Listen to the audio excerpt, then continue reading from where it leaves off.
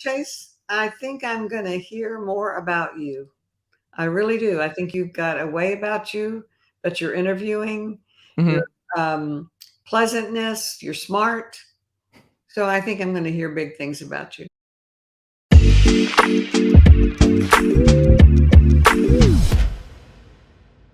I like Pache, although Pache didn't quite fit that same mold of, because we'll just figure out, we'll find someone else later. We can develop Mhm. this. This is not a problem. Hmm. And Colby Allard also back, old friend. Snip, snap, snip, snap. It's And it's just we're constant. It's constant in Atlanta. I did enjoy that they basically rented Jake Odorizzi for like 7 weeks, and then we're like, you know what, we're good here. We're fine. Do you think it should have been Spencer Strider, or do you think Harris deserved Rookie of the Year over him?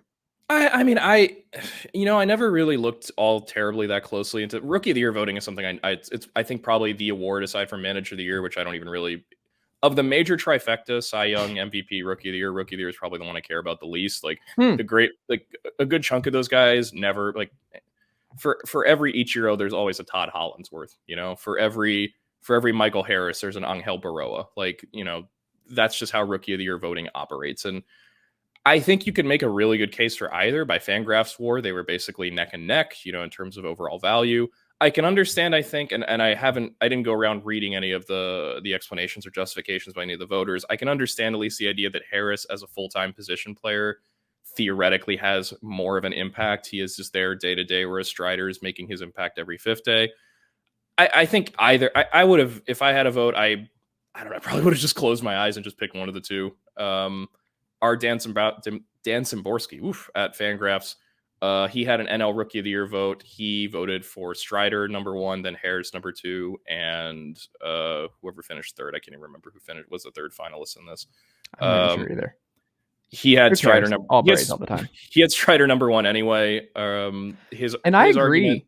Well, his I argument was agree. that he thought Strider, because of the role change he made mid-season, which is to say he went Yes. from being a reliever to being a full-time starter, was a much more difficult, or not more difficult, but was a degree of difficulty above what Harris did in just going from a full-time center fielder in the minors to a full-time center fielder in But the he did majors. skip AAA. He did skip AAA, and I also imagine that voters probably point to something like that too, where it's like this guy skipped AAA and was an immediate impact from the second he stepped foot on that field. Like that really does count for something. I think the level of impact is something in Rookie of the Year voting that always gets outside. I remember when Gary Sanchez was up for the Rookie of the Year voting, and everyone was making the argument that I forget who actually won Rookie of the Year there, but it was someone who was quite deserving. But the argument for Sanchez was, well, he hit 25 homers in like 60 games or whatever it was. Like, how can you do more as a rookie than that? And it's like, well, you do it for 80 games or 90 games or 100 games. But I mean, either way, I don't think there was a wrong choice between the two of them for what it's worth. Yeah, and I also think just the surprise, I think, with Strider was bigger. And I also just think he settled into a dominant ace role where like Ian Anderson was plummeting and falling off the face of the earth. Obviously, Soroka not a factor. Kyle Wright had the great year from start to finish, but Max Fried just being awesome. But you kind of needed that third guy to feel good about things of where the Braves were going, especially in the postseason. And you saw not having a Wright Strider and what that meant in the Philly series. Like him not being himself flipped that series. And,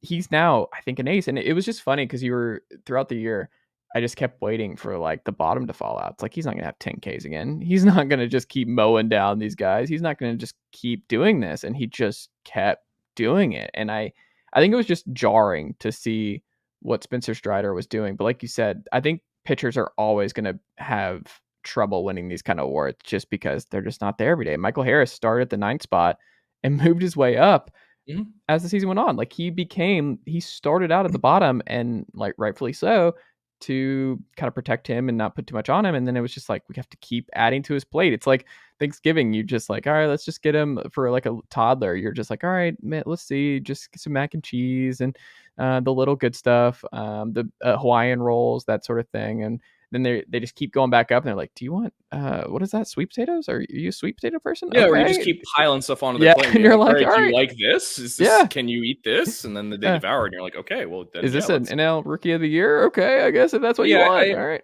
I do think you're right that when in any kind of competition, and the MVP is the same way, I think too, where the the competition is between full-time position player and starter, you have to be a level as a starter that's like, you know, Koufax, Kershaw, Pedro, like Ohtani. Like, it really has to be something special in order to beat out the guy who does it in the eyes of the writers every single day. But like I said, I don't think there was a wrong choice there in terms of either of them. I think either winning the Rookie of the Year would have been perfectly would have been fine. Yeah, for sure. But the main thing, Brave win, and that's what we want. That is what we want. James Click was offered a 1-year extension with the Houston Astros, and he declined. So James Click is no longer the general manager of the Houston Astros. The assistant GM is also out.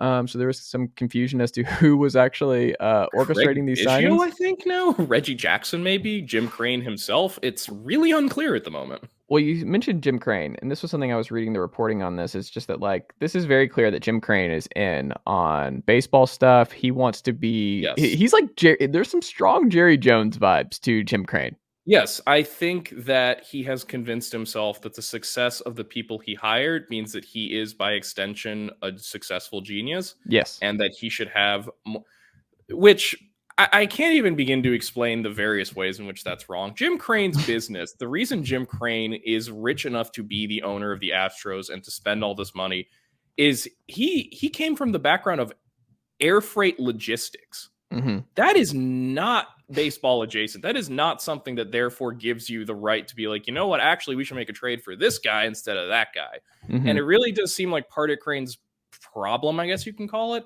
is that he, rather than wanting to listen to the people in the baseball operations group like Click or like Scott Powers, the assistant GM you mentioned,